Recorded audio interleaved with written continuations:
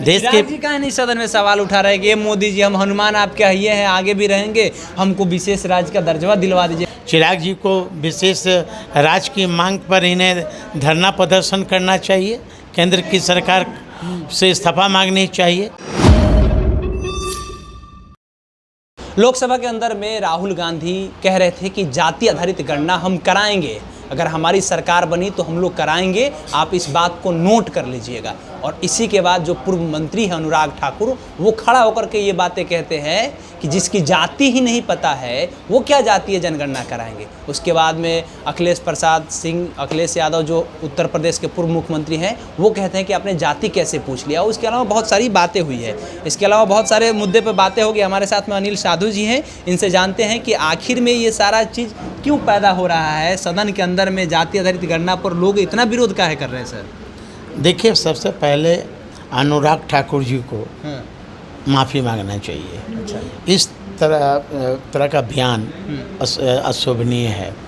किसी व्यक्ति विशेष पर कि किस जाति के हैं, किस धर्म से हैं, और भारतीय जनता पार्टी का ही मंशा गलत रहा है। और भारतीय जनता पार्टी के लोग मुद्दा विहीन है, विकास की क्यों नहीं बात करते। कभी राम रहीम की बात करेंगे, कभी हिंदू मुस्लिम की बात करेंगे, कभी जाति पर बात करेंगे। मैं तो कहता हूँ अनुराग ठाकुर जी को कि राहुल गांधी जी का क्वालिफिकेशन और देश का प्रधानमंत्री जी का क्वालिफिकेशन देश की जनता के सामने सार्वजनिक करे, पता चल जाएगा कि कौन सबसे पढ़े लिखे हैं। और राहुल जी ने क्या गलत बताया। हमारा मैनिफेस्टो में है, इंडिया जो गठबंधन है उसका मैनिफेस्टो में है कि मैं जाति जनगणना मैं करवाऊंगा। जिस तरह बिहार के वर्तमान मुख्यमंत्री नीतीश कुमार जी और तेजस्वी यादव जी ने बिहार में जाति जनगणना जो करवाया, ये तो कहीं दूसरे राज्य में नहीं हुआ। ये तो पता चल गया कि जिसकी जितनी आबादी उसकी उतनी भागीदारी। जब इस देश में पशु पक्षी का जनगणना हो सकता है, कुत्ता बिलाई का हो सकता है, नदी का हो सकता है, हाँ, तो फिर जाति का क्यों नहीं, है ना। और जिस तरह अनुराग ठाकुर जी, देखिए ये लोग नहीं है, यही ना बीजेपी के लोग। देश के प्रधानमंत्री जी ने बिहार के मुख्यमंत्री जी के बारे में क्या संबोधन किया था, डीएनए में खोट बताया था। हाँ, तो ये लोग भारतीय जनता पार्टी के लोगों को कुछ समझ में नहीं आता कि क्या बोलेगा। अच्छा, ठीक है। अनुराग ठाकुर का एक और मामला आपको याद होगा, जब दिल्ली में एनआरसी के खिलाफ में प्रोटेस्ट लोग कर रहे थे, एनआरसी सीए के, तो उस समय में बोले थे कि देश के गद्दारों को गोली मारो सालों को। ये अनुराग ठाकुर का ही स्टेटमेंट है। ऐसे लोगों को भारतीय जनता पार्टी मंत्री बनाती है, पूरे देश भर का मंत्री बना करके बैठाती है। क्या आपको लगता है कि वे ऐसे लोग हैं जो माफ़ी आने वाले समय में मांगेंगे? देखिए, अनुराग ठाकुर जी से पूछिए ना। आज हमारे जो भाई है, अक़लियत के भाई है, मुस्लिम भाई है, उसको ये लोग गद्दार बता रहा है। और बीजेपी में सबसे ज़्यादा जो शीर्ष नेता हैं उनके नहीं शीर्ष नेता हैं बीजेपी में, हाँ, सबसे ज़्यादा दामाद तो मुस्लिमों को बनाए हुए लोग बीजेपी के नेता। ये सब बोलिएगा विवाद हो जाएगा, काहे ये सब? नहीं, मैं विवाद की बात नहीं कह रहा हूँ। आप आंकड़ा उठा के देखें, शहनवाज हुसैन किनका दामाद है? और बोलिए। हाँ, मुख्तार अंसारी किसका दामाद है?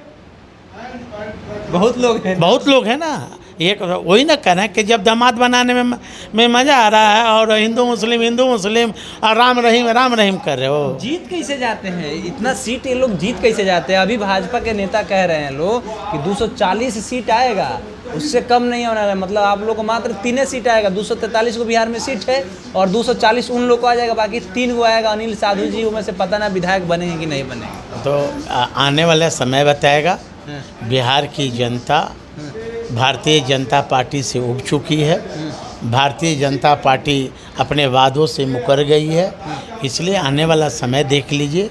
पिछले बार जो आम चुनाव हुए थे तेजस्वी यादव जी के नेतृत्व में, आपने इंडिया और वर्सेस महागठबंधन में हुआ था, तो आपने एनडीए वर्सेस महागठबंधन में आपने देखा होगा कि मात्र 10,000 वोट से आगे हम लोग आगे पीछे रह गए थे। तेजस्वी जी अकेले थे और एनडीए में सैकड़ों नेता हेलीकॉप्टर घुमा रहे थे।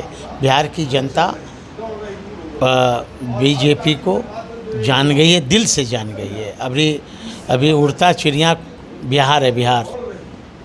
बिहार के लोग उड़ता चिड़िया को हल्दी लगा देते हैं। अच्छा, उड़ता चिड़िया को हल्दी लगाने की बातें बाद में कीजिएगा। चिराग पासवान बहुत दिन पहले सदन में जब होता था, सत्र चलता था, नीतीश कुमार उनके साथ में नहीं थे, आप लोग के साथ में थे, तो कहते कि नीतीश कुमार का माथा जो है खराब हो चुका है, उनको जाकर के मेंटली अपना इलाज कराना चाहिए। ये कोई बड़ी बातें नहीं है, आज के समय में लोग इलाज करा रहे हैं। साथ ही साथ वो कहते हैं कि बिहार को विशेष राज्य का दर्जा मिलना चाहिए, विशेष पैकेज भी मिलना चाहिए। नीतीश कुमार जी पूरी तरीके से असक्षम है।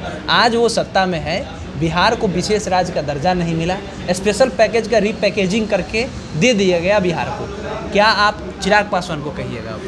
चिराग जी को समझना चाहिए। आपने सही कहा कि कल तक जब पटना आते थे तो पानी पी कर नीतीश कुमार जी को गाली देते थे। हाँ, जेल हर बार प्रेस कॉन्फ्रेंस, जेल भेजने का काम कहते थे कि इनको जेल भेज देना चाहिए, है ना। फिर 7 निश्चय योजना की जांच होनी चाहिए। नल जल योजना की जांच की मांग करते थे। आज फिर नीतीश कुमार जी के ये चरण वंदना क्यों कर रहे हैं भाई? चिराग जी को विशेष राज्य की मांग पर इन्हें धरना प्रदर्शन करना चाहिए। केंद्र की सरकार से इस्तीफा मांगनी चाहिए। बिहार को विशेष राज्य का पैकेज नहीं मिला, बिहार को पटना यूनिवर्सिटी का दर्जा नहीं मिला। बहुत सारे मामला है देश के। जी कहाँ नहीं सदन में सवाल उठा रहे कि ये मोदी जी, हम हनुमान आपके ये हैं, आगे भी रहेंगे, हमको विशेष राज्य का दर्जा दिलवा दीजिए कम से कम बिहार का। जिस तरह पासवानों पर, चौकीदारों पर लाठीचार्ज हुए कुछ दिन पहले, चिराग जी को इस्तीफा मांगना चाहिए बिहार के मुख्यमंत्री से। जीजा जी उनके तो मांगे थे, एगो जीजा जी हैं मंगबो ना करते हैं। एगो जीजा जी अरुण भारती जी आए थे, वो कह रहे थे कि हम चिराग जी से कहेंगे और आने वाले समय में आप लोग का सारा कल्याण होगा। देखिए कौन क्या बोला, चिराग जी उस पार्टी का नेता हैं। चिराग जी को बिहार के मुख्यमंत्री से इस्तीफा मांगना चाहिए। चौकीदार दफादार पर जिस तरह बुरी तरह लाठी से मारा गया, चिराग जी को केंद्र सरकार से इस्तीफा मांगना चाहिए, क्योंकि बिहार का विशेष राज्य का दर्जा अभी तक नहीं मिला। चलिए, तो अनिल साधु जी हैं, साफ तौर पे बता रहे हैं कि अनुराग ठाकुर को माफ़ी मांगना चाहिए, इस तरह के सवाल नहीं पूछना चाहिए। उसके साथ साथ बिहार को विशेष राज्य का दर्जा नहीं मिला, इस पे चिराग पासवान को भी खूब कोसे हैं। आपकी क्या प्रतिक्रिया है, लिखिएगा कमेंट बॉक्स में। हमारा नाम केशव यादव है, पब्लिक स्टेशन आप देख रहे हैं। बहुत बहुत धन्यवाद।